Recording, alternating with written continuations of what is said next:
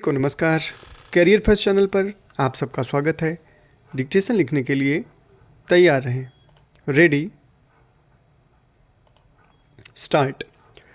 अध्यक्ष महोदय, सबसे पहले मैं अपने माननीय कार्यकारी पार्षद महोदय का, जिन्होंने बजट भाषण दिया है और अपनी नीतियों की घोषणा की है, उसके बारे में उनको हृदय से बधाई देना चाहती हूँ।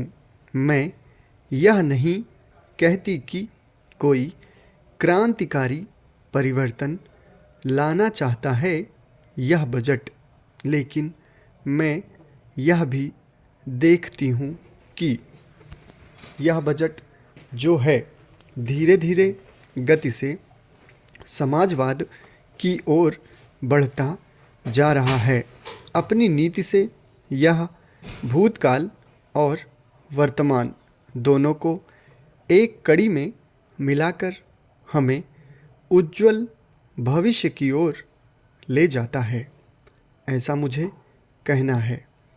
इस भाषण को पढ़ने से कि इसमें हमारा कोई भी वर्ग समाज का ऐसा नहीं है जिसे अछूता छोड़ा गया हो, क्योंकि भारतवर्ष एक कृषि प्रधान देश है और मैं यह समझती हूँ कि इस बजट के दौरान यह पूरी तरह से कोशिश की गई है कि ग्रामीण अर्थव्यवस्था को, जिसे हम अर्थव्यवस्था की रीढ़ भी कह सकते हैं, उस ढांचे में उस रीढ़ की हड्डी को और भी सशक्त बनाने का पूरी तरह से प्रयत्न किया गया है।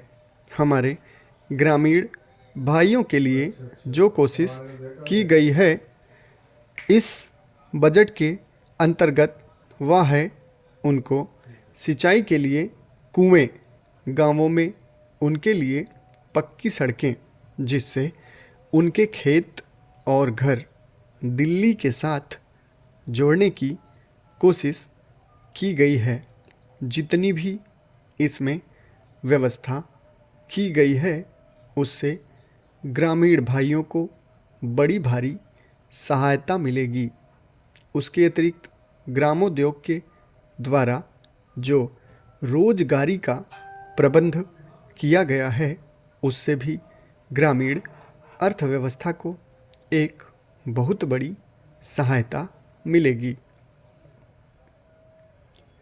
मैं इनका ध्यान इस ओर दिलाना चाहती हूँ कि जहाँ तक शिक्षा का संबंध है, इस बजट में कोई विशेष प्रावधान नहीं किया गया है।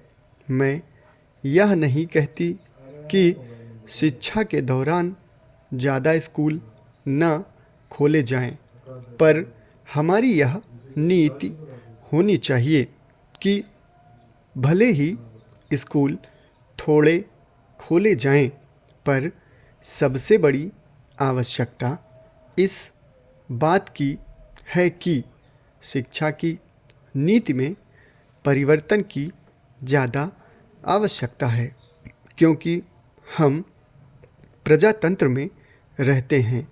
प्रजातंत्र को अगर हमें सफल बनाना है तो सबसे पहले हमें ऐसे नागरिक चाहिए जिन्हें अपने अधिकारों और अपने कर्तव्यों का भली भांति ज्ञान हो।